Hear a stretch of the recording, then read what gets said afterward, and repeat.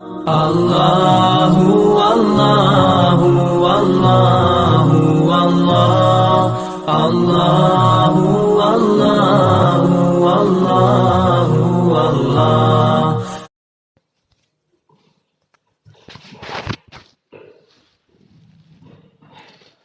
الحمد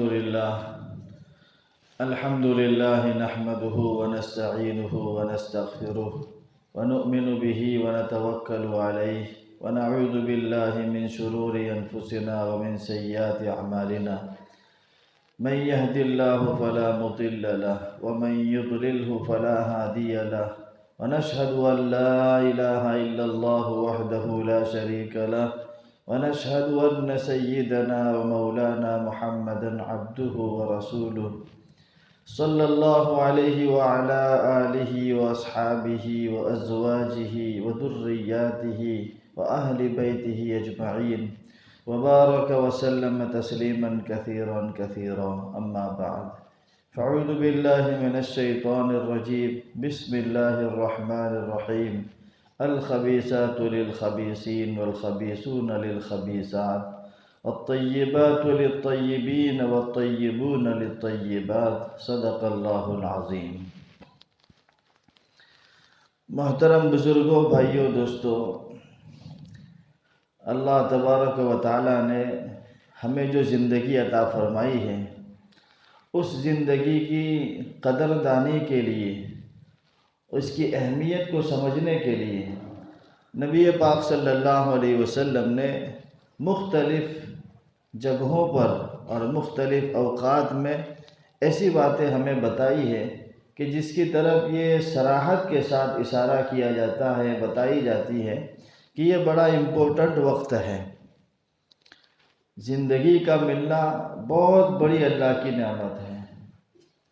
اس نعمت کا صحیح استعمال کیا جائے. حدیث شریف میں آتا ہے کہ 5 چیزوں کی قدر کرو 5 چیزوں سے پہلے. تو ان 5 چیزوں میں زندگی کو بھی شمار کیا ہے کہ زندگی کی قدر کرو مرنے سے پہلے. پھر زندگی کے اندر بھی ایک امپورٹنٹ زمانہ ہے، جوانی کا زمانہ. اس جوانی کے زمانے کی بھی قدردانی کی تو ہمیں تلقین کی گئی ہے کہ اس کا لحاظ کیا جائے. یہ بہت بڑا قیمتی وقت ہوتا ہے، یہ سازگار وقت ہوتا ہے. سازگار کا مطلب یہ ہوتا ہے کہ اس پوزیشن میں اور اس عمر میں، اس ماحول میں، اس وقت میں رہتے ہوئے بندہ اپنی زندگی کا رخ جس جانب کرنا چاہے کر سکتا ہے. اور قیامت کے دن جو سوالات کیے جائیں گے بندوں کو، ان میں 5 سوال ہوں گے. اس میں سے پہلا ایک سوال یہ بھی ہوگا جوانی کے بارے میں. میدان محشر کی بات کر رہا ہوں، قبر کی بات نہیں. میدان محشر میں 5 سوال ہوں گے. اس میں ایک جوانی کا سوال ہوتا ہے. اس سے پتہ چلتا ہے کہ مرنے کے بعد بھی ترنت جو سوالات ہوں گے اس میں جوانی کا ذکر ہے. زندہ رہتے ہیں اس وقت بھی ہمیں جوانی کا امپورٹنٹ ہونا بتایا گیا ہے. ایون قیامت کے دن 7 لوگوں کو اللہ پاک جو عرش کا سایہ نصیب کرے گا، اس سائے کے اندر رہنے والوں میں بھی جوان کو بھی شمار کیا ہے. بخاری شریف میں روایت ہے، نبی پاک صلی اللہ علیہ وسلم فرماتے ہیں کہ 7 قسم کے لوگ ایسے ہیں کہ قیامت کے دن ان کو مستقل سائے میں رکھے جائیں گے، اور اس دن کوئی کسی طرح کا سایہ نہیں ہوگا. سب کے اوپر سورج کی تپش، سورج کی گرمی، سورج کا نزدیک آ کے پریشان کرنا، یہ ساری چیزیں سب کے ساتھ ہوگی.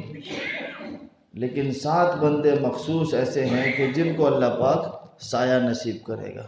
آج میں اور آپ کہیں سخت دھوپ میں کہیں چلے جاتے ہیں اور کسی جگہ کھڑے رہنے کی جگہ نہیں ملتی ہے، ہم تل ملا اٹھتے ہیں، مزاج میں بے چینی آ جاتی ہے، سائے کی تلاش میں رہتے ہیں، کسی کے دروازے کے پاس کھڑے ہو جاتے ہیں، کسی کی دکان کے پاس کھڑے ہو جاتے ہیں. کیوں؟ گرمی برداشت نہیں ہو رہی ہے. تو میرے بھائیو، یہ تو کچھ نہیں ہے. قیامت کے دن اس سے کئی گنا زیادہ گرمی کا ماحول ہوگا، اور اس موقع پر جن بندوں کو اللہ پاک اپنے سائے میں رکھے گا وہ 7 قسم کے بندے ہیں. اس میں جوان ہیں، شاب نشا فی عبادت اللہ، ایسا نوجوان جس نے اللہ کی عبادت میں اپنے آپ کو پرورش کیا ہو، پالا ہو، اللہ کی عبادت کا پابند بن کر زندگی گزارنے والا ہو، اللہ پاک اس کو عرش یہ قیامت کے دن سایہ نصیب کریں گے۔ تو میرے بھائیو، وقت بڑا امپورٹنٹ ہے۔ اس وقت کو کیسے استعمال کیا جائے؟ جوان کا ہونا، قوم کے اندر جوان مردوں کا ہونا، جوان لڑکوں کا ہونا، یہ قوم کا سرمایہ ہے، کیپیٹل ہے، قوم کا کیپیٹل ہے، سرمایہ ہے۔ اگر اس کی حفاظت نہ کی جائے تو مستقبل اور فیوچر قوم کا ختم ہو جاتا ہے۔ قوم کا مستقبل بنانے کے لیے، فیوچر بنانے کے لیے جوانوں کی جوانی صحیح استعمال ہونا شرط ہے۔ جوانوں کی جوانی صحیح استعمال نہ ہو رہی ہو تو اس قوم میں کوئی ترقی نہیں دیکھی جا سکتی ہے۔ اب پچھلی تاریخ کو اٹھا کے دیکھو، قرآن کے واقعات کو پڑھو، جہاں جہاں انقلاب آیا، جہاں جہاں جس قوم کے اندر ترقی ہوئی اور جو کامیابیاں ملی اور جو عزتوں کے مینار نصیب ہوئے، وہ ان لوگوں کو ملے ہیں جن کے جوانوں نے محنت کی ہے، جن کے جوانوں کی جوانی صحیح استعمال ہوئی ہے۔ حضرت موسیٰ علیہ السلام جب اپنی قوم کو دین کی باتیں سمجھا رہے تھے، علماء جانتے ہیں کہ اکثر لوگ آپ کی بات کو ٹھکراتے تھے، لیکن چند لوگوں نے دعوت قبول کی، اسلام میں داخل ہوئے، ایمان میں داخل ہوئے۔ قرآن کریم میں اس کی آیات ہے، فما آمن لموسیٰ الا ذریۃ من قومہ۔ حضرت موسیٰ علیہ السلام کی قوم میں سے چند لوگوں نے ایمان قبول کیا۔ یہاں ذریت کا ترجمہ نوجوانوں سے کیا گیا ہے۔ ڈکشنری کے لحاظ سے ذریت چھوٹی اولاد کے لیے، لیکن جو سیاق و سباق ہے، جو باتیں قرآن بیان کر رہا ہے، اس کے حساب سے یہاں جوانوں کا ترجمہ ہے۔ چند جوانوں نے ایمان قبول کیا، حضرت موسیٰ علیہ السلام کا ساتھ دیا۔ پھر جو موسیٰ علیہ السلام کی ترقی اور دین کا آگے پہنچنا اور پھر جو حالات، جو کامیابیاں جو نصیب ہوئی ہے، وہ ساری ان جوانوں کے بل بوتے پر ہیں۔ صحیح استعمال ہوئی تو قوم کو ترقی ملی، فرعون سے نجات ملی، کتنے بڑے ظلم و ستم سے ان کو نجات ملی۔ یہ اس لیے کہ اس وقت اس قوم کے جوانوں نے ساتھ دیا تھا، اپنی جوانی کو ٹھکانے لگا، صحیح استعمال کیا۔ قرآن کریم کا ایک اور واقعہ سورہ کہف، جو ہم روز ہر جمعہ کو پڑھنی چاہیے، اس سے دجال سے حفاظت ہوتی ہے۔ کسی بھی طرح کے دجال ہوں، بڑا آئے گا وہ بھی، اور دنیا میں جتنے دجالی فتنے وجود میں آتے رہتے، بنتے رہتے، وہ سب دجالی فتنوں سے حفاظت کے لیے سورہ کہف کا پڑھنا بہت زیادہ مؤثر ہے۔ کئی ایک احادیث میں یہ باتیں لکھی ہیں۔ اس سورہ کہف میں چند نوجوانوں کا تذکرہ ملتا، انہم فتیۃ آمنوا بربہم وزدناہم ھدی۔ چند نوجوان تھے جو اس قوم کے ساتھ رہنے والے تھے، لیکن ایک موقع ایسا ہے کہ سارے لوگ مل کر میلے میں نکلے ہوئے تھے، اور میلے میں جا کر اپنی مورتیوں کی پوجا کر رہے ہیں، اپنے بتوں کو مان رہے ہیں، اس طریقے سے وہ اعمال کر رہے ہیں۔ لیکن چند نوجوان تھے، یکے بعد دیگر، دھیرے دھیرے ہر ایک کے دماغ میں بات آئی کہ یہ ہماری جو قوم کے لوگ کر رہے ہیں یہ غلط کر رہے ہیں۔ ان کے اوپر قربانی دینا، مال خرچنا، پیسہ خرچنا، سجدہ کرنا، یہ ساری چیزیں تو ہماری ہاتھوں سے بنائی ہوئی مورتیوں کے لیے کیسے ہو سکتا ہے؟ جن بتوں کو ہم نے اپنے ہاتھوں سے بنایا، کھڑا کیا، ہم انہی پر قربان کریں، یہ کس قابل ہے؟ تو ایک جوان پوری قوم میں سے ہٹ کر درخت کے نیچے آ گیا، پھر کسی دوسرے کے دماغ میں آیا تو وہ بھی ہٹ کر سائیڈ میں ہو گیا۔ یوں کرتے کرتے کرتے چند نوجوان درخت کے نیچے جمع ہو گئے، اور ان نوجوان میں سے ہر ایک دوسرے سے ڈر رہا تھا کہ اگر میری بات اس کو معلوم ہو گئی تو میری حالت خراب ہو جائے گی، میرا انجام برا ہوگا۔ لیکن ایک جوان نے ہمت کر کے پوچھا اپنے تمام ساتھیوں سے کہ ہم لوگ باری باری جمع ہوئے، ہمارا مقصد کیا ہے؟ تو سب کی بات یہی تھی کہ ہماری قوم جو کام کر رہی ہے وہ غلط ہے، ایسی بتوں کی پوجا نہیں ہونی چاہیے، ہمارا معبود تو ایک اللہ ہونا چاہیے جس نے آسمان و زمین کو بنایا ہے۔ پھر جو حالات ان کے ساتھ پیش آئے، وقت مختصر ہے، میں تھوڑا تھوڑا کر کے بیان کرتا ہوں۔ تو وہ حالات سے بچنے کے لیے، اپنے دین کی، ایمان کی حفاظت کے لیے پھر وہ غار میں چلے گئے، اور کافی سال تک قرآن کریم کے مطابق 300 سال سے بھی زیادہ ان کو اللہ پاک نے سلا دیا، اور وہ پھر بعد میں جب ان کو زندہ کیا ہے، دوبارہ اٹھے ہیں، تو ان کی اس برکت سے، ان کے ایمان کی برکت سے اور ان کی اس حالت سے اللہ پاک نے اس وقت تک جو فتنہ کھڑا تھا کہ مرنے کے بعد دوبارہ زندہ نہیں ہونا ہے، اس فتنے کا بھی خاتمہ کر دیا کہ جن کو اللہ پاک 300 سال سلائے رکھے، ان کو ایسی موت طاری کرے، پھر کچھ وقفے کے بعد، چند سالوں کے بعد ان کو کھڑا کر سکتا ہے، تو مرنے والوں کو دوبارہ کیسے کھڑا نہیں کیا جا سکتا ہے؟ یہ فتنہ ان کی برکت سے ختم ہوا۔ اور دوسری بات اس واقعے سے پتہ چلتی ہے کہ جہاں رہتے ہوئے اپنے دین کی، ایمان کی حفاظت اگر مشکل ہو تو بندوں کو اس جگہ کو چھوڑ کر کسی دوسری جگہ پر چلے جانا چاہیے۔ ہجرت کا ثبوت بھی وہاں سے ہو رہا ہے۔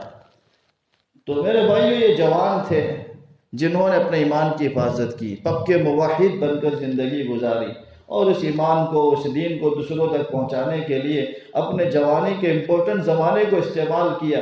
تو کئی لوگ جوانوں اس ایمان میں داخل ہوئے، اسلام میں داخل ہوئے، اور سب جنت کے راستے پر چلنے والے ہو گئے۔ تو ہمارے جوان طبقے کا پہلا تقاضا یہ ہے کہ اپنی ذات کو پہلے موحد بنائے، ایمان والا، پکا ایمان والا بنائے، پکے یقین کے ساتھ اللہ تعالیٰ کی ذات پر بھروسہ رکھنے والے بن جائیں۔ پھر اس کے بعد اپنے اندر صفات پیدا کرے، پاک دامنی اپنی زندگی میں لائے۔ دوسرا تقاضا، جوانی کے ٹائم میں اپنے آپ کو پاک دامن رکھنا بہت زیادہ ضروری ہے، بہت زیادہ۔ اپنے آپ کو اتنا صاف ستھرا رکھا جائے کہ ہمارے کردار کو، ہمارے اخلاق کو، ہماری لائف کو دیکھ کر ہر بندہ پہچان سکے کہ یہ مسلمان لڑکا ہے، یہ مسلمان لڑکا ہے، یہ امت محمدیہ کا ایک فرد ہے جو ہماری زندگی دوسروں کے لیے ہدایت کا ذریعہ بنے۔ پاک دامنی اس کو پکڑے رکھے۔ ماحول اتنا خراب ہوتا جا رہا ہے کہ جگہ جگہ پر بد نظری، جگہ جگہ پر پوسٹر کھلے عام، اور ایسی باتیں اور ایسی حالتیں دکھائی جاتی ہیں کہ بندہ اس میں پھسل سکتا ہے۔ لیکن ایسے زمانے میں اپنے آپ کو بچا کے رکھنا، یہ اپنی جوانی کی طاقت کا استعمال ہے۔ اپنے آپ کو اس میں پھسلنے نہ دیا جائے۔ کئی لوگ ایسے ہیں جنہوں نے ایسے امپورٹنٹ زمانے کا ایسے استعمال کیا۔ سورہ یوسف پوری آپ پڑھ کے دیکھیں، حضرت یوسف علیہ السلام کا جو قصہ ہے، سورت میں جو واقعہ بیان کیا گیا ہے، حضرت یوسف علیہ السلام کتنے خوبصورت تھے، بہت زیادہ خوبصورت تھے، اور ان کے اوپر مصر کا جو بادشاہ تھا زلیخا، اس کی بیوی، یہ زلیخا اس کے اوپر عاشق ہو گئی، اور زلیخا نے پورا ماحول ایسا کریٹ کیا، ایسا تیار کیا کہ یوسف اپنے آپ کو کسی طریقے سے نہ بچا سکے، ہر حال میں بھی اس برائی میں مبتلا ہو جائے، ایسا ماحول بنا کر رکھ دیا، ایسی تیاریاں کر دی کہ یوسف کسی طریقے سے اپنا آپ کو نہ بچا سکے۔ لیکن جب یوسف علیہ السلام سے کہا گیا، دعوت دی گئی، آ جاؤ ہائی تلک، تو اس وقت حضرت یوسف علیہ السلام نے جو جملہ کہا، میرے بھائیو وہی جملہ میں جوانوں سے کہتا ہوں، اپنی ذات سے بھی کہتا ہوں، جیسے برائی کا موقع سامنے آ جائے، گناہوں کا ذکر آ جائے، گناہوں کا ارادہ ہو جائے، نفس ہمارا کنٹرول سے باہر ہونے لگے، تو وہ جملہ کہا جائے جو یوسف علیہ السلام نے کہا، معاذ اللہ، اللہ کی پناہ، اللہ کی پناہ، میں ایسا کام نہیں کر سکتا۔ حضرت یوسف علیہ السلام نے اپنی زبان کو استعمال کیا، جملہ کہا اور کوشش کی، دوڑ لگائی، دروازے کی طرف دوڑے، جن دروازوں پر تالے لگے ہوئے تھے اللہ کی طرف سے مدد یہ اتری کہ سارے دروازے کھلتے جا رہے، ایک کے بعد دوسرا، دوسرے کے بعد تیسرا، سارے دروازے کھلتے جا رہے، اور یوسف علیہ السلام نے اپنی ذات کو اس برائی سے بچا لیا۔ یہ ہمارے جوانوں کے لیے عبرت کی بات ہے۔ اپنے ارادوں کو مضبوط رکھیں، نفس کتنا بھی زور کرے، خواہشات کتنی بھی بھڑک جائے، اپنی جوانی کو برباد نہ کریں۔ جو 15 سال سے اوپر کی عمر کو جاتے آگے چڑھنے لگے ہیں، ان کو اپنی جوانی کی حفاظت کرنی چاہیے۔ جوانی کے پورے ٹائم میں اپنے، اللہ پاک نے ہماری زندگی میں جو پاور رکھا ہے، جوانوں کی عمر میں جو پاور ہوتا ہے، آپ اشارے سے بات سمجھ سکتے ہیں، جو انرجی جوانی کے اللہ پاک نے ہمارے اندر رکھی ہے، اس انرجی کو ویسٹ نہ کیا جائے، اس انرجی کو غلط استعمال نہ کیا جائے۔ اس انرجی کا غلط استعمال کرنے سے بندہ کمزور ہو جاتا ہے، دماغ کے سوچنے کی طاقت کمزور ہوتی ہے، فیصلے کو سمجھنے کی طاقت کمزور ہو جاتی ہے، اور اتنا کہ اس انرجی میں اتنی کمی آ جاتی ہے کہ بندہ شادی کے قابل بھی نہیں رہ سکتا ہے۔ شادی ہو جائے تو اولاد ملنا مشکل ہو جاتا ہے، سبب کی دنیا ہے، سبب کے درجے میں ہر چیز جیسی ضرورت ویسی ہونی چاہیے۔ اگر جوانوں نے جوانی کو غلط استعمال کیا ہے تو میرے بھائیوں ایسی بے شرمی کی کام کرنے کے بعد میں پچھتانے کے لیے تیار رہنا چاہیے۔ اتنا امپورٹنٹ زمانہ ہے کہ اس کو صحیح استعمال کریں۔ یوسف علیہ السلام کے قصے کو یاد رکھیں، ایسی باتوں کو یاد رکھیں جس سے ہمیں پاور ملتا ہے۔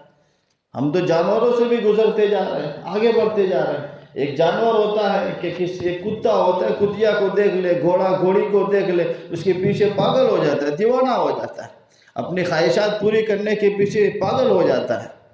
ہم تو انسان ہیں، ہم کس کی امت ہیں؟ نبی پاک صلی اللہ علیہ وسلم کی امت ہیں۔ ہم ایک ویژن لے کر آئے، ہم ایک مقصد لے کر دنیا میں آئے، اس مقصد کو پورا کرنے کی طرف ہماری پوری نظر ہونی چاہیے۔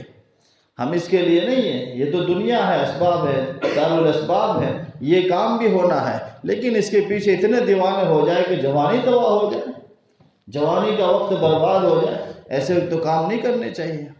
یہ 31 دسمبر کی جو رات ہے یہ منائی جاتی ہے، کتنے جوانوں کو اس میں شامل ہونا، ان کے مقدر میں ایسا ہوتا ہے کہ ایسے بیکار اور بے حیائی اور بے شرمی والے کاموں میں مبتلا ہو جاتے ہیں۔ ناچنا، کودنا، زنا کاری، شراب پینا اور طرح طرح کی برائیاں، یعنی خدا کے غضب کو بھڑکانے والے کام سارے اسی رات میں کیے جاتے ہیں۔ تو ایسے کاموں سے اپنا آپ کو بچانے کی پوری کوشش ہونی چاہیے۔ نہ کسی کے اوپر کسی نے اگر موبائل پر ایسے کام بھیجے ہیں اور اس کی طرف رغبت دلائی جا رہی، شوق دلایا جا رہا ہے، تو ہم معاذ اللہ کی پناہ چاہے کہ میں اس کام کو نہیں کر سکتا، میں اس کو سبسکرائب نہیں کر سکتا، میں اس میں انوالو کسی طرح سے نہیں ہو سکتا ہوں۔ اپنی ذات کو بچا کے رکھیں، نہ خود کریں نہ دوسروں کو کرنے دیں، اور ایسے بے حیائی اور بے شرمی کے کاموں سے اپنا آپ کو بچانے کی پوری کوشش کریں۔ مان لو بائی چانس کسی بندے سے ایسا کام ہو گیا، غلط کام ہو گیا، لیکن جب دل اٹھ جائے، جب دل میں بے قراری پیدا ہو جائے کہ میں نے غلط کیا ہے، اسی وقت اللہ سے توبہ کرے، اللہ فوراً معاف کرنے کے لیے تیار ہے۔ ابو داؤد شریف وغیرہ روایتوں میں آتا ہے بنی اسرائیل کا ایک جوان تھا، کفل نام کا ایک جوان تھا، اور ترمذی شریف میں بھی روایت ہے۔ اس کفل نامی جوان کی عادت تھی کہ وہ ہمیشہ عیش پرست، برائیاں، بے حیائیاں، بے شرمی کے کام، ہر رات میں نئی لڑکی کے ساتھ، نئی لڑکی کے پہلو میں سونا، زنا گری کرنا، یہ سب کام اسی کے ہوا کرتے تھے۔ ایک رات ایک لڑکی اس کے ہاتھ ایسی لگی کہ جو لڑکی روم میں آنے کے بعد، کمرے میں آنے کے بعد بیٹھ کر رونے لگی۔ کفل نے کہا کہ کیوں روتی؟ میں تو تجھے زبردستی سے لایا نہیں۔ اور وہ ایک رات کے 60 دینار دیا کرتا تھا، ایک نائٹ بنانے کے 60 دینار دیا کرتا تھا۔ 60 دینار یعنی سونے کے سکے، کئی لاکھوں کی رقم ہو جاتی ہے۔ وہ ایک نائٹ کے اتنے پیسے دینار خرچ کرتا تھا۔ وہ لڑکی رو رہی ہے تو اس نے کہا کہ کفل میں ایسی لڑکی نہیں ہوں، میں عزت دار لڑکی ہوں، لیکن بھوک کی وجہ سے، محتاجگی کی وجہ سے آج میں اپنی عزت کا سودا کرنے کے لیے تیار ہو گئی۔ تو اس کے آنکھوں سے نکلتے آنسو کو کفل نے دیکھا اور کفل کے دل پر اس کا اثر پڑا۔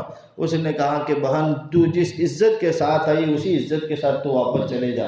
میں نے تجھے جو دینار دیے وہ تجھے ہدیہ ہیں، اور آج میں بھی توبہ کرتا ہوں کہ آج کے بعد میں کام نہیں کروں گا، میرے لیے تو توبہ کی، مغفرت کی دعا کر دے۔ اسی رات کفل کا انتقال ہوا، اسی رات کفل کا انتقال ہوا۔ اور روایتوں میں لکھا ہے کہ دروازے پر لکھا ہوا ان اللہ قد غفر للکفل، اللہ تعالیٰ نے کفل کی مغفرت فرما دی۔ یہ اس لیے لکھا، شارحین لکھتے ہیں کہ یہ اس لیے لکھا ہے کہ یہ بندہ اپنے پورے معاشرے میں بالکل بے عزت تھا، بے آبرو تھا۔ اگر یہ اسی حالت میں مر جاتا، کچھ بھی نشانی نہ ملتی، لوگ اس کو جنازے کا بھی تیاری نہ کرتے، اس کو غسل بھی دینے کے لیے کوئی نہ آتا، اللہ تعالیٰ نے اس کے دروازے پر لکھ دیا، سارے لوگوں نے دیکھا کہ یہ تو بندہ مغفرت کیا ہوا ہے، اس سے تو اللہ راضی ہو چکا ہے، تو اللہ پاک نے اس کے لیے انتظام بھی کیا، اس کو گناہوں سے توبہ بھی نصیب ہوئی۔ تو میرے بھائیو، اصل کہنے کا مقصد یہ ہے کہ اپنے جوانی کا استعمال صحیح کریں۔ جو تاریخی نوجوان گزرے ہیں، میں نے پچھلے جمعہ کو بھی بتایا تھا، محمد بن قاسم ہے، طارق بن زیاد ہے، بڑے بڑے ایسے جوان جرنیل مجاہد گزرے ہیں جنہوں نے بہت کچھ کر کے دکھایا۔